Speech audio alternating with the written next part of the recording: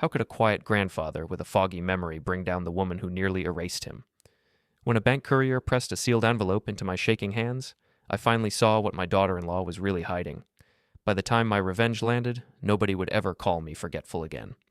The reading glasses weren't where I left them, again. I stood in my kitchen, squinting at the morning newspaper spread across the oak table my late wife Clara had picked out 30 years ago. The headlines blurred together without my glasses, just black smudges dancing across white paper. I'd sworn I'd placed them right next to my coffee mug the night before. "Looking for these, Dad?" Kelsey Monroe Aldridge appeared in the doorway, my reading glasses dangling from her manicured fingers. Her blonde hair was pulled back in that tight ponytail she always wore, and her smile carried that particular blend of patience and pity that had become all too familiar. "You'd lose your head if it wasn't attached," she said, setting the glasses on the counter just out of my reach. "I found them in the refrigerator, next to the milk." "The refrigerator?" I stared at her, trying to remember. Had I really put them there? The accident 3 years ago had left some gaps in my memory, sure, but I wasn't completely helpless. Was I? "Thanks," I muttered, reaching for the glasses. Kelsey's hand lingered on mine for just a moment too long. "Of course, Dad. That's what family's for." She moved to the coffee maker, already preparing a fresh pot. "I was thinking I should probably handle your mail today. Some of those bills look pretty complicated, and with everything you've been dealing with—" She trailed off, but the implication hung in the air like smoke. Eugene Aldridge, 62 years old, retired industrial electrician, head injury survivor, too confused to handle his own affairs. I watched her sort through the stack of envelopes on the counter, her movements quick and efficient. Most of it was the usual stuff: utility bills, advertisements, insurance statements. But there was something else, a white envelope with the Summit Community Bank logo that made my stomach tighten. "What's that one?" I asked, pointing to the bank letter. Kelsey's fingers closed around it immediately. "Oh, this? Just some promotional thing. You know how banks are always trying to sell you credit cards and loans?" She tucked it into her purse with a dismissive wave. "Don't worry about it, Dad. I'll take care of everything." The words stung more than they should have. Don't worry about it. As if I was a child who couldn't understand grown-up business. I'd managed my own finances for 40 years, raised a son, bought this house, built a life. But now, because of a few memory lapses and some confusion after the accident, everyone treated me like I was made of glass. "I can handle my own mail, Kelsey." "Of course you can." Her voice was honey-sweet, but there was steel underneath. "I'm just trying to help. Brent and I worry about you, you know. Living here all alone, trying to manage everything by yourself." Brent. My 36-year-old son, the HVAC technician who worked 60-hour weeks and trusted his wife to handle the details of family life. He meant well, but he'd started looking at me the same way Kelsey did, like I was a problem that needed managing. The front door opened, and speak of the devil, Brent walked in carrying his lunch cooler and wearing his work uniform. His dark hair was already damp with sweat despite the early hour. "Morning, Dad. Hey, babe." He kissed Kelsey on the cheek and grabbed a travel mug from the cabinet. "How's the old man doing today?" "Oh, you know," Kelsey said, shooting me a meaningful look. "We had a little adventure with the reading glasses again." Brent chuckled, shaking his head. "Dad, you've got to start keeping track of your stuff. Maybe we should get you one of those chains, like librarians wear." They both laughed, and I felt something cold settle in my chest. When had I become the family joke? When had my son started talking about me like I wasn't standing right there? "I'm fine," I said, more sharply than I intended. "I just misplaced them for a minute." "In the refrigerator," Kelsey added helpfully. "Right next to the milk." Brent's expression shifted to concern. "Dad, that's not normal. Maybe we should talk to Dr. Hendricks about this. Get you checked out." There's nothing wrong with me that a little peace and quiet won't fix. But even as I said it, doubt crept in. Had I really put my glasses in the refrigerator? The memory felt fuzzy, uncertain. Maybe they were right. Maybe I was losing it. Kelsey squeezed Brent's arm. "Don't worry, honey, I'm keeping an eye on him. Making sure he takes his medications, helping with the bills. It's the least I can do." The least she could do, as if caring for me was some kind of burden she'd nobly taken on. I wanted to tell them both that I'd been taking care of myself just fine before Kelsey started helping, but the words stuck in my throat. After Brent left for work, Kelsey lingered in the kitchen, organizing papers and making notes in a small leather planner. She'd been doing this more and more lately, inserting herself into my daily routine, handling tasks I'd never asked her to handle. I'm going to set up online banking for you, she announced without looking up. It'll be so much easier than those paper statements. I can help you keep track of everything. I don't need online banking. Dad, it's 2024. Everyone uses online banking, and honestly, with your memory issues, it'll be safer if someone responsible has access to your accounts. Just in case. Just in case. Those 3 words had become the justification for everything. Just in case I forgot to pay a bill. Just in case I made a mistake. Just in case I couldn't handle my own life anymore. I left her in the kitchen and retreated to my spare bedroom, the one place in the house that still felt entirely mine. Clara's sewing machine sat in the corner, covered with a sheet, and her romance novels still lined the bookshelf. I'd kept everything exactly as she'd left it, except for the small desk where I now kept my important papers, or tried to keep them. More and more often, I'd find documents missing or misfiled. Kelsey claimed she was just organizing things for me, but it felt like she was erasing me piece by piece, taking control of every aspect of my life under the guise of helping. I sat down at the desk and opened the top drawer, looking for my insurance paperwork. I'd been meaning to review my policy, make sure everything was still in order, but the folder wasn't there. Neither were my bank statements from the past 3 months or the deed to the house. Kelsey, I called out, trying to keep my voice level. Do you know where my insurance papers are? Which ones, Dad? Her voice drifted from the kitchen, casual and unconcerned.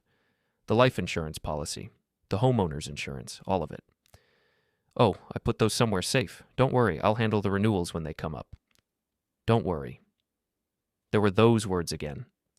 I closed the drawer harder than necessary and stared out the window at the maple tree Clara had planted when Brent was born. Its leaves were just starting to turn, bright red and gold against the gray October sky. When had I become so helpless? When had my family decided I couldn't be trusted with my own life? The answer came to me with painful clarity. 3 years ago, when a faulty wire at the construction site had sent me to the hospital with a concussion and a skull fracture. I'd recovered mostly. The headaches had faded, the dizziness had passed, and the doctors had cleared me to live independently. But the memory issues lingered. Small things, mostly. Forgetting where I'd put my keys, losing track of appointments, mixing up dates. It wasn't severe enough to require assisted living or a caregiver, but it was enough for Kelsey to position herself as my savior. And Brent, busy with work and trusting his wife completely, had been grateful for her help. That evening, we had dinner at my house, a tradition Kelsey had instituted shortly after my accident. She cooked, claiming I shouldn't be using the stove unsupervised, and we ate as a family. It should have been nice. Instead, it felt like a performance where I was the unwilling star. You should have seen your dad today, Kelsey told Brent as she served the pot roast. I found his reading glasses in the refrigerator. Can you imagine? Brent looked at me with that mixture of concern and amusement that had become his default expression. Dad, you've got to be more careful. What if you'd put something important in there, or left the door open? It was just a mistake, I said quietly. A mistake that could have spoiled all the food, Kelsey added. Or worse, what if you'd put your medication in there, or left something dangerous where you couldn't find it? She was building a narrative, I realized. Every small incident, every minor confusion, was being catalogued and weaponized against me.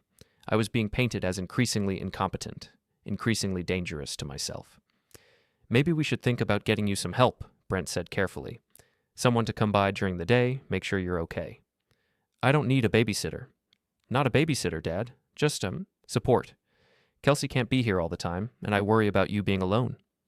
Kelsey reached across the table and patted my hand. We all worry, Dad. It's because we love you. Love. The word felt hollow coming from her lips. This wasn't love. It was control. But how could I say that without sounding paranoid? How could I explain that I felt like a prisoner in my own home without seeming ungrateful for their concern? After dinner, as Kelsey cleared the dishes, I noticed her slip an envelope from the counter into her purse. It was quick, casual, but something about the movement made my stomach clench. What was that? I asked. What was what? She didn't even look up from loading the dishwasher. That envelope. You just put it in your purse. Oh, that was just a reminder about your doctor's appointment. I'll make sure you don't forget. But I didn't have a doctor's appointment scheduled, and the envelope had looked official, important, like the bank letter from that morning. As they prepared to leave, Brent hugged me goodbye, and I caught Kelsey watching us with a satisfied smile. She was winning, and she knew it. Slowly but surely, she was convincing everyone, including me, that Eugene Aldridge was no longer capable of managing his own life. Take care of yourself, Dad, Brent said, and don't be too proud to ask for help, okay? After they left, I stood in my empty kitchen, surrounded by the remnants of a meal I hadn't wanted and a conversation that had made me feel smaller with every word. The house felt different now, like it wasn't quite mine anymore. Kelsey had keys, of course. She came and went as she pleased, organizing my life according to her vision of what I needed. I walked back to the spare bedroom and sat at Clara's old sewing machine, running my fingers over the smooth metal surface. She'd been gone 4 years now, and I missed her with an ache that never quite faded. But tonight, I missed her voice more than anything. Clara had never let anyone push her around, never let anyone make her feel small. "What would you do, sweetheart?" I whispered to the empty room. But I already knew the answer. Clara would have fought back. She would have demanded answers, refused to be managed, insisted on her dignity. She wouldn't have let someone like Kelsey erase her, piece by piece, under the guise of caring. The question was whether I still had enough fight left in me to follow her example. The next morning brought another small humiliation. I couldn't find my car keys anywhere, and after 20 minutes of searching, Kelsey appeared with them dangling from her finger. "Kitchen counter," she said with that patient sigh. "Right where you left them yesterday, Dad." But I distinctly remembered hanging them on the hook by the front door. I always hung them on the hook. It was a habit I'd developed after the accident to help with the memory issues. Yet there they were in Kelsey's hand, and there was that look again, the one that said I was becoming more of a burden every day. "Maybe we should hide a spare set," she suggested, "just in case you lose these." I didn't lose them. I just misplaced them. Of course. Her smile was understanding and condescending in equal measure. But hiding a spare is still a good idea. I could keep them for you, for emergencies. For emergencies. Or for control. I was starting to see the pattern now. Every solution Kelsey offered involved her having more access to my life, more power over my daily existence. That afternoon, I drove to Maple and Pine, a small cafe downtown where I'd been meeting my old union buddy Russell Crowther for coffee once a week since my retirement. Russell was 63, built like a linebacker despite his age, and had the kind of straightforward honesty that came from 40 years of construction work. "You look like hell, Gene," he said as I slid into our usual booth. "What's eating at you?" I told him about the glasses, the keys, the missing paperwork, about Kelsey's constant help and Brent's growing concern. Russell listened without interrupting, his weathered face growing more serious with each detail. "Sounds like you're lucky to have family looking out for you," he said finally, but there was something careful in his tone. "That's what everyone keeps telling me." "But?" I stared into my coffee cup, trying to find the words. "I don't feel lucky, Russ. I feel like I'm disappearing. Like every day, a little more of me gets filed away under too difficult to handle." Russell was quiet for a long moment. "The accident messed with your head some, Gene? Maybe they're just worried." "Maybe." But even as I said it, I knew it was more than that. The worry felt calculated, deliberate, like Kelsey was building a case against my competence one incident at a time. "You keeping track of your finances, okay?" Russell asked. That's usually the first thing that goes when someone's having memory problems. The question hit closer to home than I wanted to admit. Kelsey's been helping with that too. She says online banking is easier, more secure. Uh-huh. Russell's expression darkened slightly. "You trust her with that?" Did I? The honest answer was that I wasn't sure anymore, but admitting that felt like admitting defeat, like confirming everyone's worst fears about my mental state. After coffee, I stopped by the Summit Community Bank branch, where Clara and I had done our banking for over 20 years. The building was small and friendly, with the kind of personal service that bigger banks had abandoned. Naomi Porter, the branch manager, had known Clara since high school. "Eugene," she greeted me with genuine warmth. "How are you holding up?" "Getting by," I said. "Listen, Naomi, I wanted to check on my accounts, make sure everything's in order." Something flickered across her face. Concern, maybe, or confusion. "Of course. Let me pull up your information."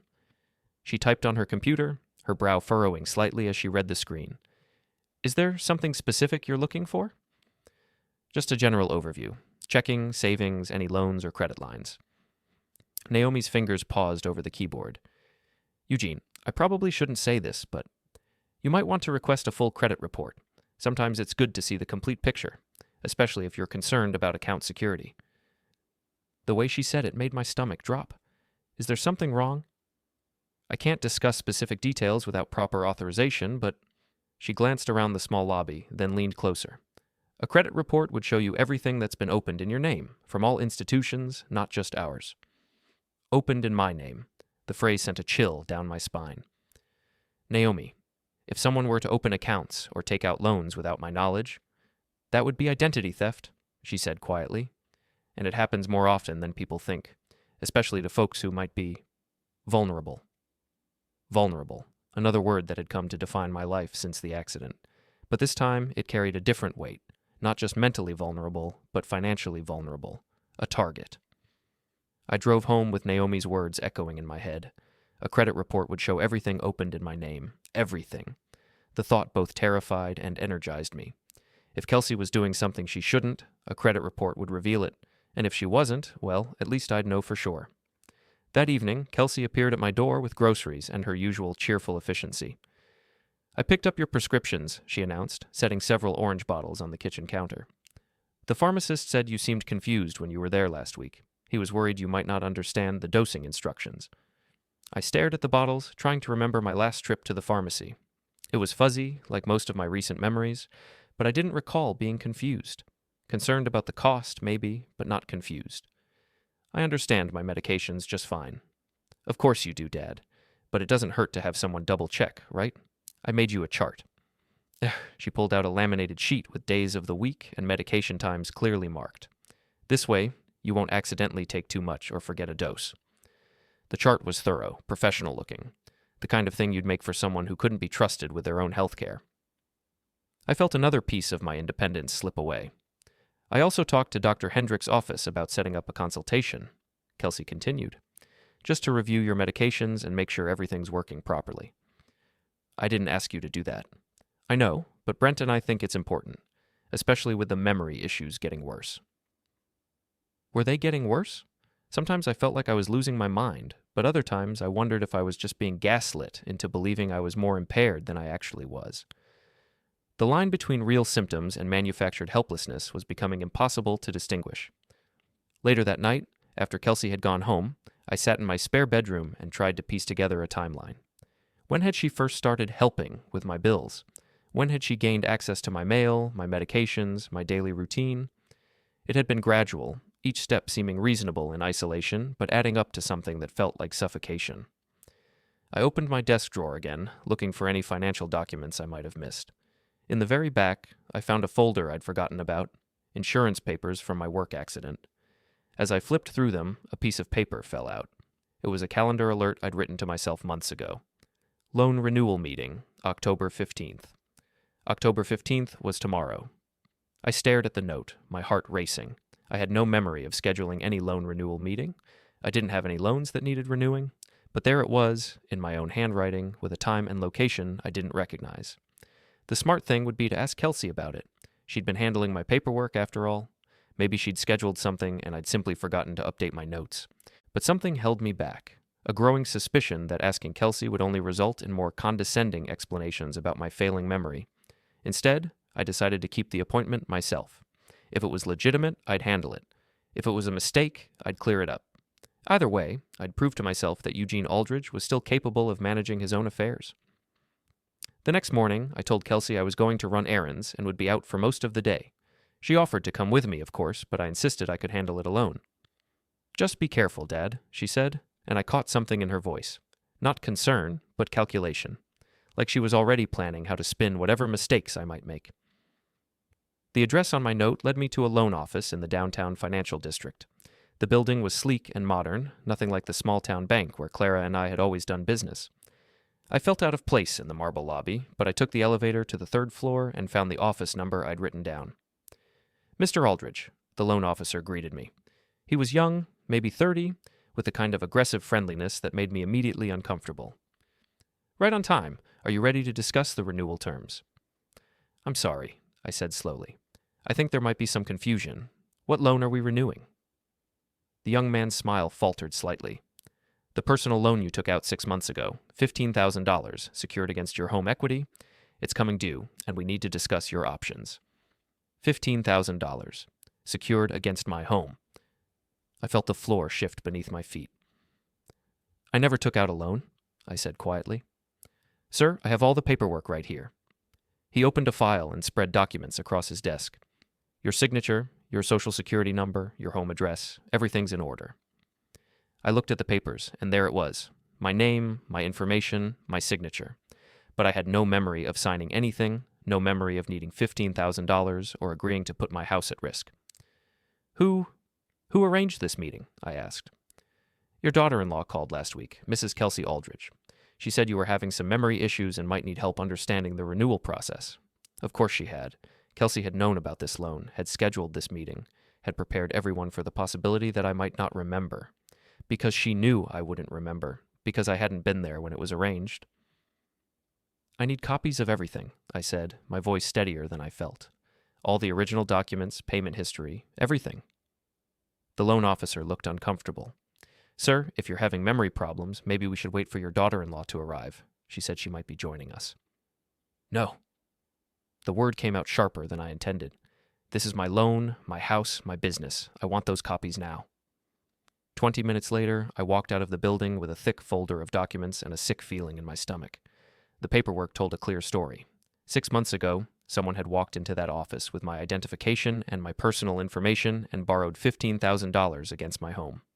The payments were being automatically deducted from my checking account, the same account Kelsey now had online access to manage. I sat in my car in the parking garage, staring at the signature on the loan application. It looked like mine, but there was something off about it. The letters were too careful, too deliberate, like someone had practiced writing my name until they could forge it convincingly. My phone buzzed with a text from Kelsey. How are the errands going, Dad? Need any help? I stared at the message for a long moment, then typed back, Everything's fine. Pay home later. But everything wasn't fine. Everything was very, very wrong. And for the first time since the accident, I felt completely, crystal clear about something. Kelsey Monroe Aldridge was stealing from me. She was using my memory problems as cover for financial fraud, and she was doing it with the full support of my own son. The question now was what I was going to do about it. I didn't go straight home. Instead, I drove to the public library and sat at one of their computers, staring at the login screen for the credit reporting website. My hands shook slightly as I entered my personal information, and I found myself praying that Naomi had been wrong, that there was some innocent explanation for everything. The credit report loaded slowly, line by line, and with each new entry, my worst fears were confirmed. 3 credit cards I'd never opened, 2 personal loans from different institutions, a line of credit secured against my home equity, all opened within the past 18 months, all showing regular activity and payments. The total was staggering, nearly $47,000 in debt that I'd never incurred. I printed everything, my hands trembling as I fed quarters into the library's printer. The evidence was overwhelming, but it raised more questions than it answered. How had someone gotten enough personal information to open all these accounts? How were the payments being made? And most importantly, where was all that money going? From the library, I drove to Russell's house, a small ranch-style home in the older part of town. His wife let me in, took one look at my face, and immediately called for her husband. Jesus, Gene, Russell said when he saw me. You look like you've seen a ghost. I spread the credit report and loan documents across his kitchen table. I need you to look at this and tell me I'm not losing my mind. Russell put on his reading glasses and studied the papers carefully. His expression grew darker with each page. This is identity theft, he said finally. Clear as day. Someone's been using your information to rack up debt all over town. It's Kelsey. The words came out flat, matter of fact. It has to be. She's the only one with access to my personal information, my mail, my banking. Russell was quiet for a long moment. That's a serious accusation, Gene. You sure about this? I told him about the missing paperwork, the intercepted mail, the loan meeting I'd never scheduled. About how Kelsey had positioned herself as my caretaker and convinced everyone, including me, that I was too impaired to handle my own affairs. She's been playing the long game, I said, making me look incompetent while she systematically steals from me, and everyone thinks she's a saint for taking care of poor, confused Eugene. Russell studied the documents again. You need to call the police, report this. And tell them what? That my daughter-in-law, who everyone knows has been helping me with my finances, might be committing fraud? They'll take one look at my medical history and assume I'm confused. So what's your plan? That was the question I'd been avoiding. What was my plan? I could confront Kelsey directly, but she'd just deny everything and use my accusations as further proof of my mental decline. I could tell Brent, but he trusted his wife completely and would likely side with her. I could go to the police, but without concrete proof of fraud, it would be my word against hers. I need help, I admitted. Someone who knows the law, who can tell me what evidence I need and how to get it. Russell nodded slowly. I know someone, Vivian Carver. She's a lawyer, lives about 3 blocks from you, handles a lot of elder law, estate planning, that kind of thing. She's good people. That afternoon, I found myself sitting in Vivian Carver's modest office, a converted Victorian house with legal books lining every wall. Vivian herself was in her mid-40s, with graying brown hair and sharp, intelligent eyes that missed nothing. "This is a complex situation, Mr. Aldridge," she said after reviewing my documents. "The good news is that you have clear evidence of fraudulent activity. The challenging news is that proving who committed the fraud may be difficult. But it has to be Kelsey. She's the only one with access to everything." "Access isn't the same as proof," Vivian explained. "We need to establish a clear connection between her and these fraudulent accounts. Bank records showing where the money went, surveillance footage of her making transactions, documentation of her using your personal information." "How do I get that kind of evidence?" Vivian leaned back in her chair, considering. "First, we need to secure your assets. Change all your passwords, revoke any power of attorney documents, notify the banks that you suspect fraud. Then we gather evidence systematically and legally." "What about my relationship with my son? If I accuse his wife of stealing from me—" "That's not a legal question, Mr. Aldridge. That's a family question. But I will say this. If she's stealing from you, she's probably stealing from him too. He deserves to know the truth." I spent the next 2 hours with Vivian, planning a careful, methodical approach to exposing Kelsey's fraud. It would take time and patience, but we would build an airtight case that couldn't be dismissed or explained away. When I got home that evening, Kelsey was waiting in my kitchen with a concerned expression and a casserole dish. "Dad, where have you been? I've been worried sick. You said you were running errands, but you've been gone all day." "I had some business to take care of." "What kind of business?" Her voice was casual, but I caught the edge of anxiety underneath. I could have helped. "Banking stuff. Nothing important." She studied my face carefully, and I tried to keep my expression neutral. But I could see her calculating, wondering what I might have discovered.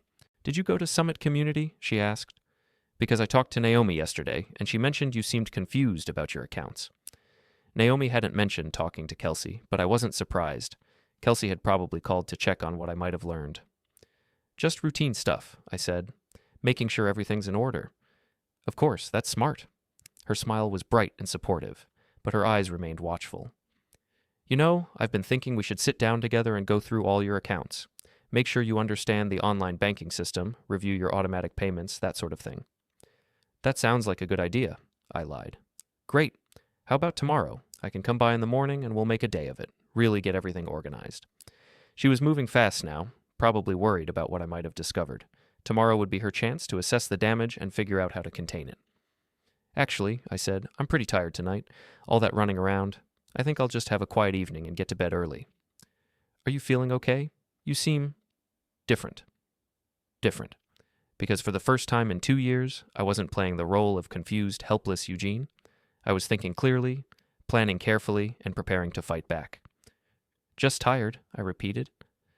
After she left, I sat in my spare bedroom and called Vivian's office, leaving a message that Kelsey was pushing for access to my accounts and we needed to move quickly. Then I called Russell and asked him to meet me at the library the next morning. "What's the plan?" he asked. "Research, documentation, and maybe a little surveillance of my own." That night, I barely slept. Every sound in the house made me wonder if Kelsey had decided to use her key for an unscheduled visit. Every creak of the old floorboards sounded like footsteps. I'd lived in this house for 30 years, but suddenly it didn't feel safe. Around 3 in the morning, I got up and checked all the locks, then wedged a chair under the doorknob of my bedroom. It was probably paranoid, but I couldn't shake the feeling that I was in real danger. Not physical danger, necessarily, but the kind of danger that came from being systematically erased by someone who was supposed to care about you. The next morning, I was up early, drinking coffee and waiting for Russell when my phone rang. It was Kelsey, her voice bright and cheerful. "Good morning, Dad. I'm running a little late, but I should be there by 10. Have you had breakfast?" "I'm fine, Kelsey. Actually, I need to postpone our meeting. Something came up." "What came up?" The cheerfulness slipped slightly. "Doctor's appointment. I forgot I had scheduled it." "Which doctor? I have all your appointments in my calendar." "Of course she did." "New doctor. Specialist. For the memory issues." There was a pause, and I could almost hear her recalculating. "Do you need me to drive you? I could reschedule my morning." "No, I can handle it. We'll do the banking thing another time." "Dad, are you sure you're okay? You sound strange." "I'm fine, Kelsey. Just have some things I need to take care of." After I hung up, I realized my hands were shaking. The The conversation had felt like a chess match, each of us trying to figure out what the other knew, but I had the advantage now. I knew what she was doing, even if I couldn't prove it yet.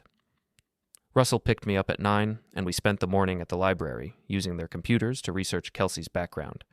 What we found was interesting. She'd worked at 3 different hospitals over the past 10 years, leaving each job after relatively short periods. Her LinkedIn profile was sparse, and there were gaps in her employment history that didn't quite add up. Medical billing gives her access to a lot of personal information, Russell noted. Social security numbers, addresses, insurance information. Perfect setup for identity theft. We also researched the legal requirements for proving financial fraud in our state. The evidence threshold was high, but not impossible to meet. We needed to show intent, opportunity, and benefit, and we were already well on our way to establishing all 3. By afternoon, I felt like I had a clearer picture of what Kelsey had been doing and how she'd been doing it. The question now was how to gather the final pieces of evidence without alerting her to my investigation. The answer came from an unexpected source. When I got home, there was a voicemail from Naomi at the bank. "Eugene, this is Naomi Porter. Could you give me a call when you get this message? There's something I need to discuss with you about your accounts. It's important." I called her back immediately. "Eugene, I probably shouldn't be telling you this," she said quietly, "but someone called this morning asking about your account activity. They claim to be from your doctor's office, wanting to verify some information for a competency evaluation." A sudden chill ran through me. "What did you tell them?" "Nothing. We don't give out account information to third parties, no matter who they claim to be. But Eugene, I think you should know that the person who called knew an awful lot about your personal business, more than they should have." "Did you recognize the voice?" I can't say for certain, but it sounded like someone who's called here before, someone familiar." Kelsey. She was getting desperate, reaching out to gather information about what I might have learned, which meant she was scared, and scared people make mistakes. "Naomi, I need to ask you something, and I need you to be completely honest with me. Have you seen any unusual activity on my accounts? Anything that doesn't seem right?" There was a long pause. "Eugene, you should come in tomorrow morning, early, before we open to the public. There are some things I think you need to see." That night, I double-checked the locks and pushed the chair against my bedroom door again. Tomorrow would bring answers, and I had a feeling those answers were going to change everything. The next morning, I arrived at Summit Community Bank 15 minutes before they opened to the public. Naomi met me at the front door, her expression grave. "Come to my office," she said quietly. "We need to talk." Her office was small and cluttered, with family photos on the desk and certificates on the walls. She closed the door behind us and pulled out a thick file. "Eugene, I've been going through your account history, and there are some irregularities I think you should see." She spread printouts across her desk, pointing to highlighted entries. "These are all electronic transfers from your checking account to various external accounts. They started about 18 months ago, small amounts at first, but they've been increasing." I studied the records, my heart sinking with each page. Hundreds of small transfers, each one just under the threshold that would trigger automatic fraud alerts. Whoever was doing this knew exactly how the banking system worked. "Where is the money going?" "That's where it gets interesting." Naomi pulled out another set of papers. "I did some digging, quietly, you understand, and most of these transfers are going to accounts owned by Kelsey Aldridge." There it was, black and white proof that my daughter-in-law had been systematically draining my accounts for over a year. The amounts were staggering, nearly $30,000 in electronic transfers alone. "There's more," Naomi continued. "Someone has been calling regularly to check your account balances, always claiming to be helping you manage your finances due to your memory issues. The calls always come from the same number." She handed me a phone log. Kelsey's cell phone number appeared dozens of times over the past 6 months. "Why didn't you call me about this sooner?" Naomi looked uncomfortable. "Honestly, because she had documentation showing she was authorized to help with your accounts, a power of attorney form, signed by you, and given your medical history. You assumed I was incompetent. I assumed you needed help and had chosen to get it from family. I'm sorry, Eugene. I should have been more careful." I stared at the power of attorney document she showed me. My signature looked authentic, but I had no memory of signing it. Just like the loan documents, it was too perfect, too careful. "Naomi, I need you to do something for me.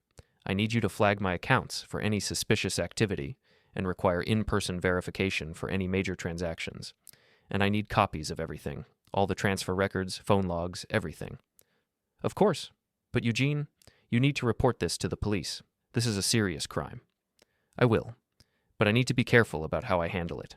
If I move too fast, she'll claim I'm confused and paranoid. I need an airtight case. I spent the rest of the morning at Vivian Carver's office, going through the bank records and building our legal strategy. The evidence was compelling, but Vivian warned me that family financial fraud cases were notoriously difficult to prosecute.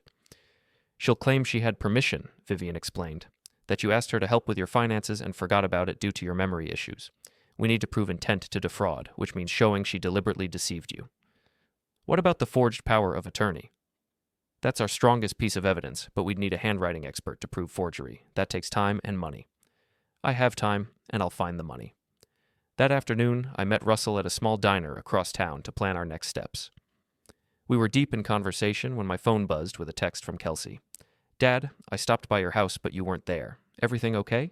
Call me. I showed Russell the message. She's getting nervous, probably wondering why I've been so unavailable. What are you going to tell her? Nothing yet. Let her worry. Worried people make mistakes. But as the day wore on, Kelsey's messages became more frequent and more insistent. By evening, she was calling every hour, each voicemail more concerned than the last. Dad, I'm really worried about you. You missed your medication reminder and you haven't returned my calls. I'm coming over to check on you. I was sitting in my kitchen when I heard her key in the front door. She called out as she entered, her voice artificially bright. Dad, are you home? I brought dinner. I'm in the kitchen, I called back.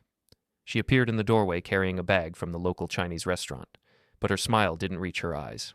She was studying my face, looking for signs of what I might know. You look tired, she said, setting the food on the counter. How was your doctor's appointment yesterday? Fine. Routine stuff. What did the doctor say about your memory issues?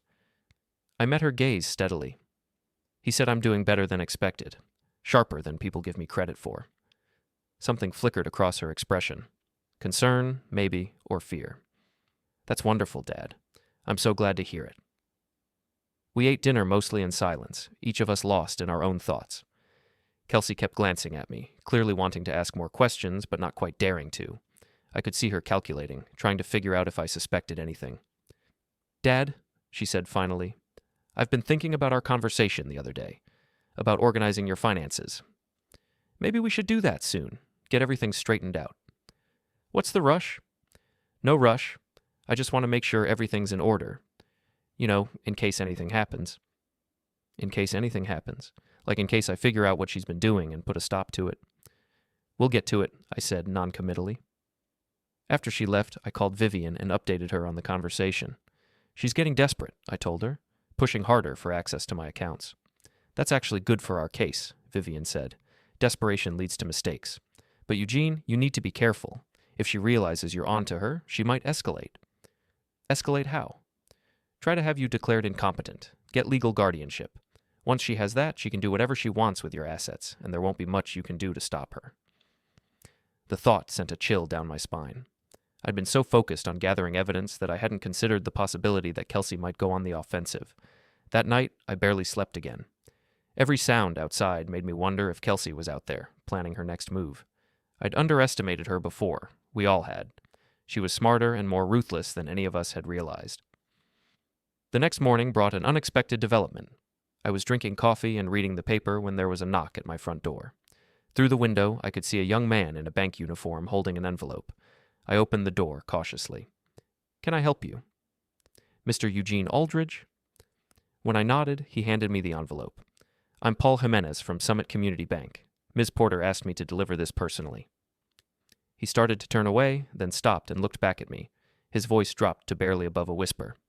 She said to tell you to open this alone. My heart hammered as I watched him walk back to his car. The envelope was thick, official-looking, with the bank's logo prominently displayed. I waited until Paul's car disappeared around the corner before closing the door and tearing open the seal. Inside were documents that sent a shock through me. Bank surveillance photos showing Kelsey at various ATMs and teller windows, moving money through accounts I'd never opened, copies of loan applications carrying my forged signature, records revealing a tangled scheme of financial wrongdoing that went far beyond anything I'd already uncovered. But the most damaging piece of evidence was a recorded phone conversation between Kelsey and someone at a credit card company. Naomi had included a transcript. Kelsey: I'm calling about my father-in-law's account.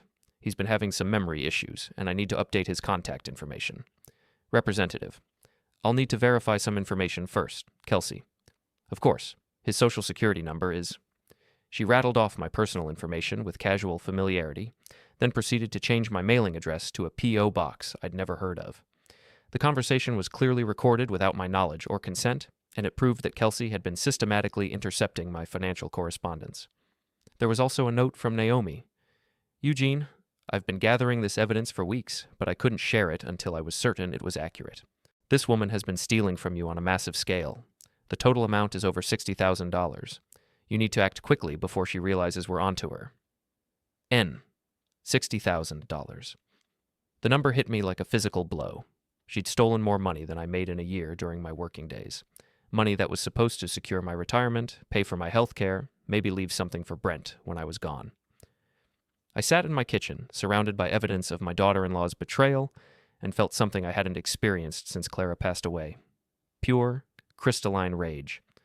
Not the muddled frustration of the past 2 years, but a clean, focused anger that stripped away every trace of self-doubt and uncertainty. Kelsey Monroe Aldridge had made a mistake. She'd underestimated Eugene Aldridge, dismissed him as a confused old man who could be manipulated and robbed with impunity, but she was about to learn that reports of my incompetence had been greatly exaggerated. I picked up my phone and called Vivian Carver. It's time, I said when she answered. I have everything we need. What happened? I'll explain when I see you, but Vivian, I want to do more than just stop her. I want to make sure she never has the chance to do this to anyone else. Eugene, we need to be careful about revenge. The law... I'm not talking about revenge, I interrupted. I'm talking about justice. There's a difference. As I gathered the evidence and prepared for what would be the most important meeting of my life, I thought about Clara and what she would say if she could see me now. She'd always told me that the measure of a man wasn't whether he got knocked down, but whether he got back up. Well, I was getting back up, and Kelsey was about to find out just how much fight this old man had left in him. The next morning, I called Brent's work number. He answered on the third ring, his voice distracted and professional. Aldridge Heating and Air, this is Brent. Son, it's your dad. I need to talk to you about something important. Can you come by the house tonight? Is everything okay? You sound serious. Just come by after work.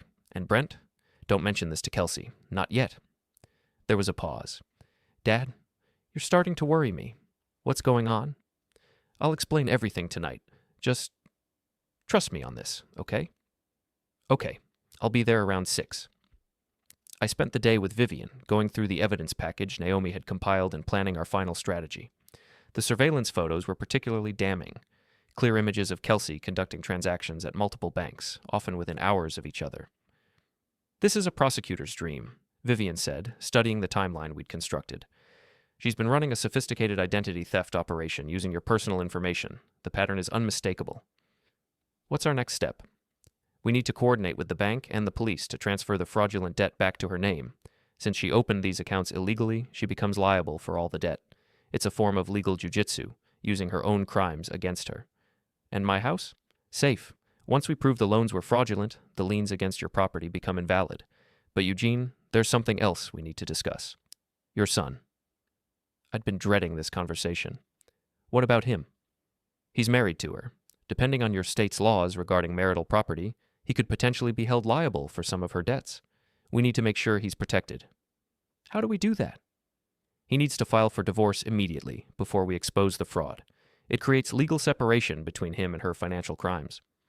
That evening, Brent arrived at my house looking tired and confused. He'd clearly been worrying about our conversation all day. Dad, what's this about? Kelsey's been asking me all afternoon if I know why you've been acting strange. I led him to the kitchen table, where I'd laid out a small portion of the evidence, just enough to make my point without overwhelming him. Son, I need you to look at these papers and tell me what you see. Brent put on his reading glasses and studied the bank records. I watched his expression change as he processed what he was seeing, confusion giving way to understanding, then to horror. These are transfers from your account to Kelsey's account. He looked up at me, his face pale. Dad, what is this? Your wife has been stealing from me for over a year, systematically draining my accounts while convincing everyone, including you, that I'm too confused to manage my own finances. That's impossible. Kelsey wouldn't do something like that. I showed him the surveillance photos. This is her at 3 different banks on the same day, conducting transactions on accounts she opened using my personal information. Brent stared at the photos, his hands shaking slightly. There has to be an explanation. Maybe she was just helping you with... Brent! My voice was gentle but firm. I never asked her to help with my banking. I never gave her permission to open accounts in my name, and I certainly never asked her to transfer my money to her personal accounts. He was quiet for a long time, studying the evidence. When he finally spoke, his voice was barely above a whisper. How much? Over $60,000. Maybe more. Brent put his head in his hands. Jesus, Dad, I'm so sorry. I had no idea. I thought she was taking care of you.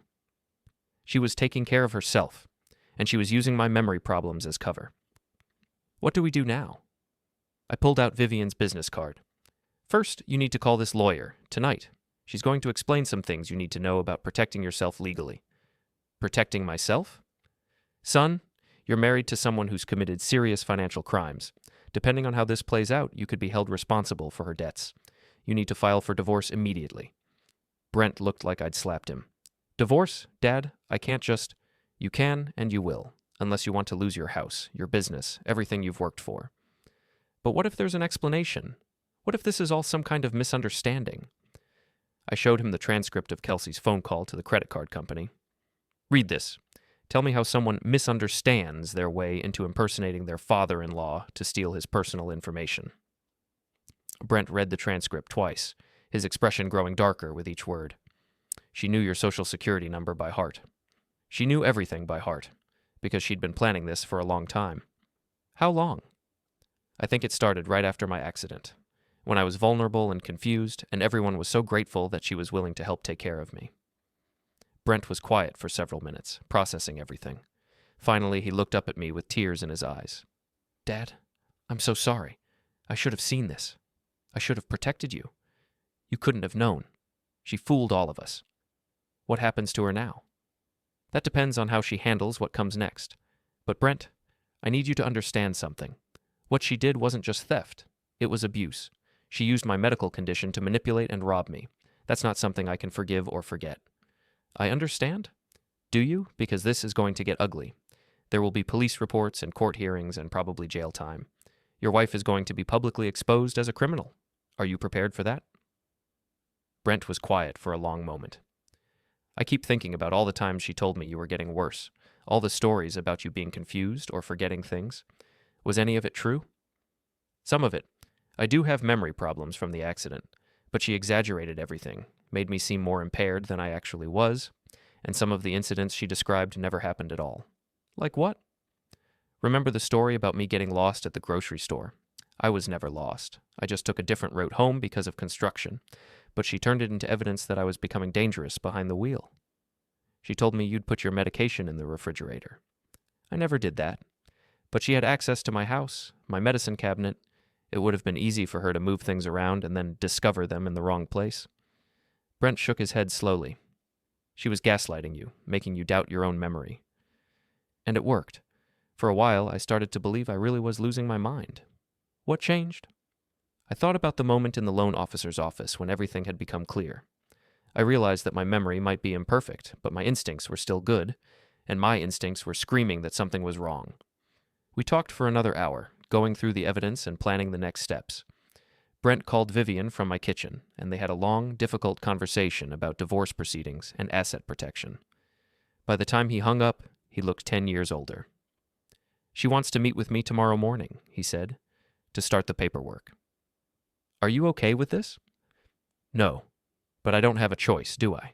If I don't protect myself legally, I could lose everything. I'm sorry, son. I know this isn't easy. Dad, can I ask you something? Are you going to press charges? Yes. What she did was a felony. Multiple felonies, actually. Good. His voice was hard. She deserves whatever she gets. After Brent left, I sat in my kitchen and thought about how dramatically things had changed in just a few days. A week ago, I'd been a confused, helpless victim. Tonight, I was a man with a plan and the evidence to execute it. My phone rang around 10 o'clock. It was Kelsey, her voice bright and cheerful. Hi, Dad. Brent said he stopped by tonight. How are you feeling? Fine. He seemed a little upset when he got home. Did something happen? Just family stuff, nothing important. Oh, well, if you need to talk about anything, you know I'm here for you. I know exactly what you're here for, Kelsey. There was a pause. What do you mean? Nothing. I'm just tired. Going to bed early. Okay. Sleep well, Dad. After I hung up, I realized I was smiling. Tomorrow would bring the final phase of my plan, and I was ready. Kelsey Monroe Aldridge had spent 2 years making me feel small and helpless. It was time to return the favor. I went to my spare bedroom and looked at the photograph of Clara on my desk. Almost over, sweetheart, I whispered. Almost over. The next morning, Naomi called me at exactly 9 o'clock. Eugene, everything is set up for this afternoon. 2 o'clock in our main conference room. I've arranged for Officer DeAndre Fulton from the police department to be present, along with your attorney and a representative from the district attorney's office. What about Kelsey? I called her an hour ago and told her there were some irregularities with your accounts that needed to be discussed. She'll be here. And Brent? He's already spoken with Ms. Carver. The divorce papers were filed this morning. I spent the morning in a strange state of calm. After 2 years of feeling powerless, I was finally taking action. The evidence was overwhelming, the legal strategy was sound, and justice was within reach. At 1:30, I arrived at the bank and found Vivian waiting in the lobby. She looked professional and confident in her dark suit, carrying a briefcase full of evidence. "Are you ready for this?" she asked. "I've been ready for 2 years." Naomi led us to the conference room, a spacious area with a long table and windows overlooking the downtown area. Officer Fulton was already there, a serious-looking man in his 40s who nodded professionally as we entered. Next to him sat a young woman who introduced herself as Assistant District Attorney Patricia Hawkins. "Mr. Aldridge," Ada Hawkins said, "I've reviewed the evidence your attorney provided. This is one of the most comprehensive elder fraud cases I've seen. We're prepared to file charges immediately." At exactly 2 o'clock, Kelsey arrived. She walked into the conference room with her usual confident smile, but I could see the tension in her shoulders. She was wearing a conservative business suit and had pulled her hair back in a professional bun. "Hello, everyone," she said brightly. "Dad, you didn't mention you'd be here too." "Sit down, please," Naomi said, her voice formal. "We have some serious matters to discuss." Kelsey took a seat across from me, her eyes darting around the room as she tried to assess the situation. "Is everything okay? Your message sounded urgent." Naomi opened a thick folder and spread documents across the table. "Mrs. Aldridge, we've discovered extensive fraudulent activity on your father-in-law's accounts. We need to discuss your involvement." "My involvement?" Kelsey's voice rose slightly. "I don't understand. I've been helping Dad with his banking because of his memory problems." "Is that why you opened 3 credit cards in his name without his knowledge?" Officer Fulton asked quietly. Kelsey's face went pale. What? I never opened any credit cards." Vivian slid the surveillance photos across the table. "These images show you at various financial institutions, conducting transactions on accounts that were fraudulently opened using Mr. Aldridge's personal information." Kelsey stared at the photos, her hands beginning to shake. "There must be some mistake. I was just helping Dad with his banking. He asked me to—" "Mrs. Aldridge," Ada Hawkins interrupted. "We have recorded phone conversations of you impersonating Mr. Aldridge to credit card companies. We have documentation showing you transferred over $60,000 from his accounts to accounts you control. We have evidence of forged signatures on loan documents." "That's impossible." Kelsey's voice was getting higher, more desperate. "Dad has memory problems. He forgets things. He asked me to help him, and I never asked you for help," I said quietly. She turned to me, her eyes wide. "Dad, you're confused. Remember, we talked about this. You were having trouble managing your finances, so I offered to help." "I remember everything, Kelsey, including the fact that I never signed a power of attorney giving you access to my accounts." Vivian produced the forged document. "We've had this analyzed by a handwriting expert. It's a forgery." "And a very good one," Officer Fulton added, "which suggests this wasn't a spur-of-the-moment decision.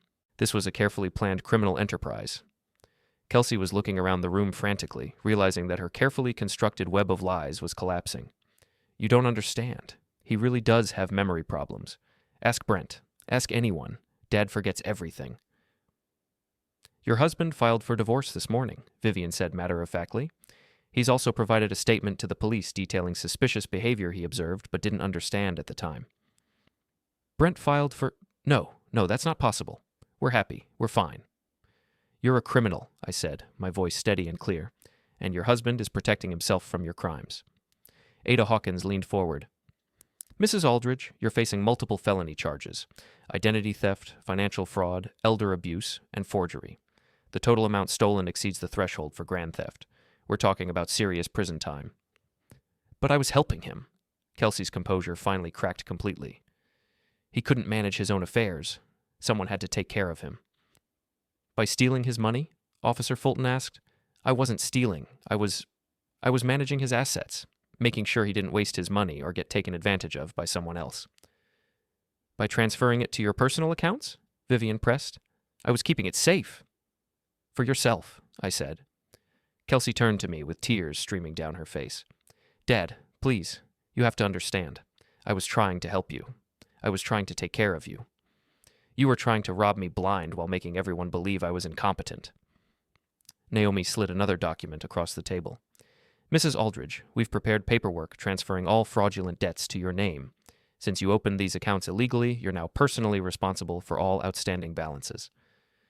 Kelsey stared at the papers. What does that mean?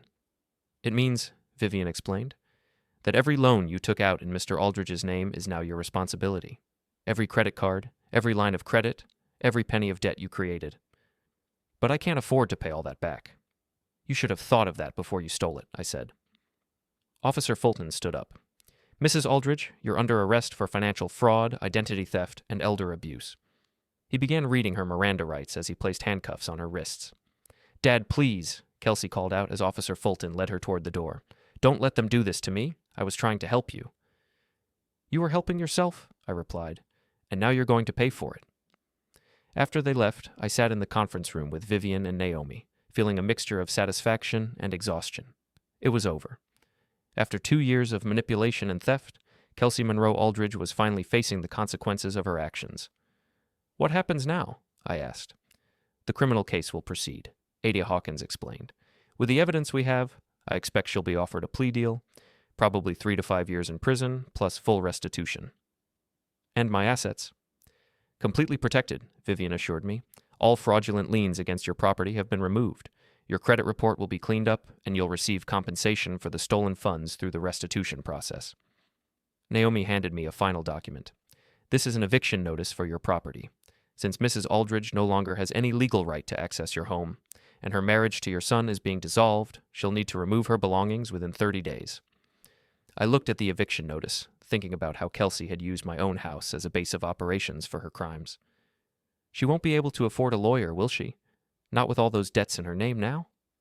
Probably not, Vivian said. She'll likely be assigned a public defender. Good. As I walked out of the bank, I felt something I hadn't experienced in years. Complete vindication. Kelsey had underestimated me, dismissed me as a confused old man who could be manipulated and robbed without consequence. But she'd forgotten that beneath the memory problems and the confusion was a man who'd spent 40 years solving complex problems under pressure. Eugene Aldridge wasn't just a victim anymore. He was a man who'd fought back and won. My phone buzzed with a text from Brent. Is it over? I typed back. It's over. Then I walked to my car, drove home to my house free and clear, and poured myself a glass of the good whiskey Clara had given me for our 30th anniversary. I raised the glass toward her photograph on the mantel. Justice served, sweetheart, I said quietly. Justice served. Outside, I could hear a police car pulling into Kelsey's driveway, probably to escort her home to collect her belongings under supervision. Soon, the house would be quiet again, and Eugene Aldridge would be free to live his life without fear of manipulation or theft. Nobody would ever call him forgetful again.